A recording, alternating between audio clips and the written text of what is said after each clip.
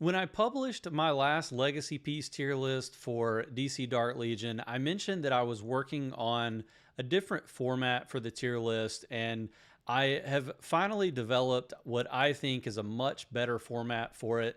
I think it's going to make a lot more sense to you all as the viewers and as the people who are actually using the tier list. I've also started collaborating with Tavoka on this tier list as well. So you'll probably see a little bit of his influence there. But overall, we actually sat down and agreed on pretty much all of the rankings that we have on this tier list. So super excited to bring it to you today. And we're going to jump straight in and start looking at the graphic and all of the legacy piece. So if you're familiar with the way my legacy piece tier list has looked in the past, you'll notice this one is fully revamped. We had a couple of different designations that we had. We had listed things as niche tier or meta, like must have. There were a bunch of different designations, and you can take a look at some of the older tier list if you want to see how I designated everything before. But the idea of this new legacy piece tier list is really to, instead of worrying about, multiple different tiers to put things into, or trying to make this one look similar to the champion tier list where it separates things out based on the factions and all that kind of stuff, whether you're a warrior or a assassin or what have you. I really think it just makes a lot more sense to group things into 4 major categories. So starting in the bottom right, we've got new players and early game players, and you're going to be using epic legacy pieces and legendary legacy pieces to start out with. Some of those you might actually, especially if you are a non-spender, you're probably going to be using a lot of legendary legacy pieces well into your playthrough of the game. But you're going to eventually work your way up to non-unique mythics. And these are ones that are probably a little bit more mid-game to late game. Some of these are actually going to be used heavily in the meta, even for higher level players, bigger spenders and more min-max style non-spenders. So we've tried to lump all of those non-unique mythics into one place and rank those as well. So this is a stack rank against all of the other mythic level legacy pieces. You will notice, that we've got the kite is included here. That's an epic legacy piece. And it's one that not a lot of people will realize this, but it has so much energy gain on it that it actually is worth using at a higher level. So I've included that one there, but otherwise everything there is going to be just regular mythics. Just a couple of quick notes here on the S tier legacy pieces. The T-Sphere, that's one that a lot of people in the meta are using on their Deathstrokes. You can use that one on pretty much any physical damage champion, especially ones that benefit from high crit rate. Nightwing before he gets his Eskrima sticks. I think you're probably going to be using T-Sphere on Lex Luthor, especially if you've already given your Deathstroke his katanas. So, that one is probably one of the best non-unique mythics in the game. Of course, you've got the Gabriel Horn, the Amazonian Shield, Starheart Staff, and Robot Duplicate that kind of round out what I think are the best non-unique mythic pieces. And for various reasons, those are ones that you can put on pretty much any of the champions in that class, and they're going to do really well with them. And the final 2 groups that I think you can move all the legacy pieces into are going to be the universal unique mythics, and then just all the rest of the unique mythics. These universal unique mythics, these are going to be legacy pieces that you can use on way more than just the champion that they were designed for. So you've got your Starfire Starbolts here. You have the Themysciran Royal Scepter, which is for Queen Hippolyta. We've got the Super Six String, which is Superboy's legacy piece. And then this one's a little bit newer, but we also have the Conundrum Cane here. And I don't want to spend too much time talking about each individual legacy piece, as I do whaler skip videos on champions that come through the bleed. I typically do discuss these legacy pieces, and there are a few of them that I've actually done deep dives on. I'll probably be doing more legacy piece deep dives in the future because there are a lot of these newer ones that have a lot of nuance to them, and I think it's important to try to showcase some of the things that they're capable of. One of the reasons why these universal unique mythics are universal is because they provide a couple of things. The first one being energy gain. If a legacy piece provides energy gain, in my opinion, it goes to the top of the list. It makes it much better than most of the other legacy pieces in its tier. And a lot of these ones that are universal are going to provide a decent amount of energy gain in one way or the other. And then the other reason why they would be good is providing attack to your team. So getting them to do more damage over time or throughout the battle is going to be a positive thing. As we move into the rest of the unique mythics here, I want to talk about the ledger or the key down in the bottom left. There are three things that I think are worth drawing your attention to.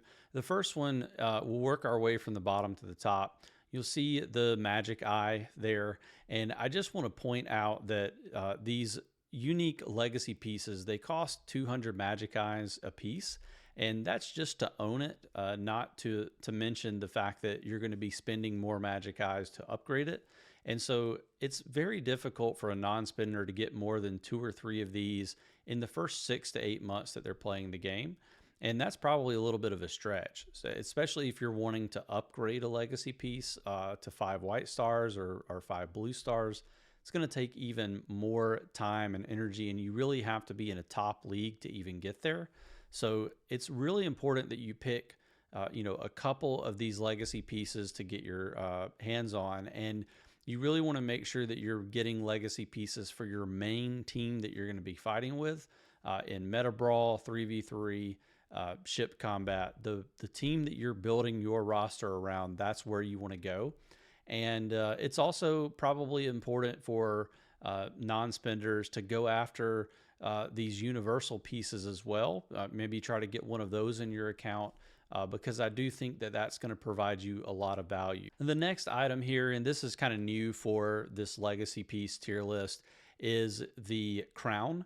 And the crown is going on legacy pieces that we think are very meta relevant. They're going to go on champions that are probably going to be hanging around in the meta for quite a while into the future.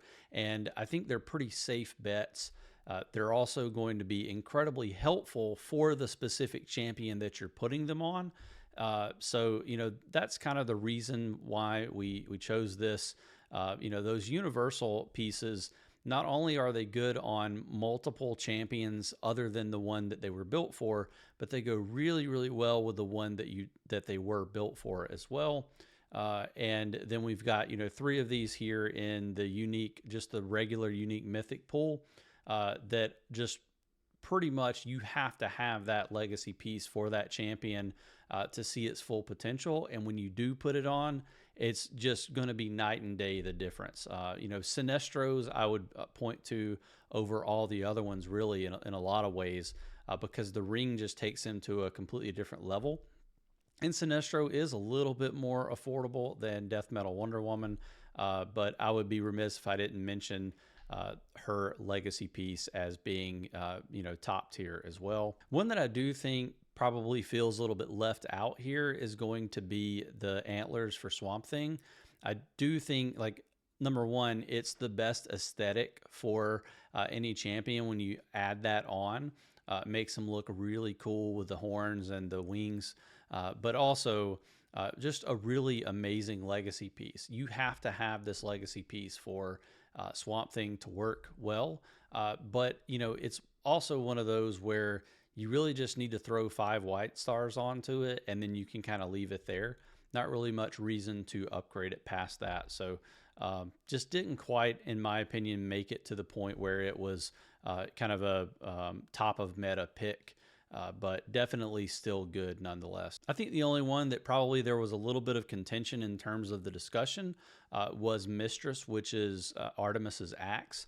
And it is a newer legacy piece. So we settled on A tier here because obviously we would much prefer to, tell you that it's not quite as good as it is rather than tell you that it's amazing and it not be. So we've landed on A tier for it. Do think from early testing, and I've heavily invested in Artemis myself, that it is worth getting and that it's a really solid investment. But the other thing that we talked about, and really the biggest deciding factor, is physical damage is definitely getting suppressed in the meta right now. So, be on the lookout for potential changes in the future, especially if there are new champions that come out that start shifting that meta back to a physical damage meta. And you will definitely be reporting back if or when that happens. And the last thing that I want to say about this new format for the tier list is going to be the C tier legacy pieces here in the main pool are going to be ones that are a little bit more niche. So they're kind of, you really, if that's the champion that you went for and you built your roster around it, then obviously you need to have their legacy piece. But there are some limitations, like Superman's cape. Number one, Superman is falling down in the meta. We just talked about the suppression of physical damage in favor of spiritual damage champions. And, Superman's fallen down. Also, for some reason, his legacy piece has crit on it, and he can't really utilize it that much. So kind of weird, and, just makes his cape a little bit less desirable. You kind of do need it for Superman, in my opinion, but if you have a lower invested Superman, you could probably just use Prometheum claws or something else similar and get by with it. We got the katanas here where really T-Sphere, if you have a high level T-Sphere, ends up doing a little bit more damage than the katanas, and you can save some magic eyes if Deathstroke's not the champion that you have built around. In my personal opinion, and Tavoka and I will probably disagree on this a little bit, I do think that katanas are kind of needed if Deathstroke is your main champion for your account. You should probably be investing in katanas over time. But again, early on, the T-Sphere is probably going to offer a little bit more bang for your buck. We've got Harley's hammer here, which I've been a little bit high on in prior legacy piece tier list, but did decide to move it down into C tier because I do think it's a little bit more niche. It is a item that you can throw on your Scarecrow, and you can get a little bit more energy, and in some cases at higher levels you're able to instant ult with Scarecrow having the Harley hammer equipped, but there aren't too many other champions that you can do this with, and so had to move it down to the niche tier. And lastly, we have the do not buy section down here in the bottom right. Really just one thing that I would recommend that you never buy unless they make serious changes to Hawkgirl, and that's the Thanagarian Mace. Huge investment in magic eyes to get that legacy weapon, and you just really don't get a lot of return for your investment, unfortunately, at the moment. Really hoping that things turn around for Hawkgirl and the Birds of Prey. But for now, I would not recommend that you buy the Thanagarian Mace. Future Quantum here with a very quick emergency update to the video that I just recorded on legacy pieces related to the Fear Reaper. So there are some big changes that are coming to the game. They're going to hit on January 14th. And we had a little bit of information shared from the developer team a little bit early. So I wanted to get it in your hands as quickly as possible. You see from the tier list that we put together for this video that Fear Reaper was a C-ranked legacy piece, I believe, post changes. And this is the only legacy piece that's changing as part of the January 14th update. But post changes, Fear Reaper is going to be much, much better. It's actually going to be ridiculously good. If you look here, Fear Field before the update increased the wearer's max HP and effect accuracy, and then the wearer takes attacks and skill cast reduce enemy attack by a percentage. After the change, after the wearer casts an ultimate or an active skill, they permanently gain a percentage of attack and physical defense, and that will stack up to 5 times. Harvest of Terror before the change increased Scarecrow's physical and spiritual resistances. When his HP dropped below 50%, he would restore a percentage of his max HP over 5 seconds. During that time, damage would be reduced, and that could trigger every 20 seconds. After, it will increase Scarecrow's physical resistance by a percentage, a flat percentage, and then when he casts his ultimate, they have a 40, 60, 75, or 100% chance fixed to inflict mental breakdown on the target for 2 seconds. Mental breakdown is the stun that used to be part of his main kit. That's coming into the legacy piece. So if you want to be able to stun with Scarecrow, Harvest of Terror is going to do that for you, and Fear Reaper becomes a really good legacy piece.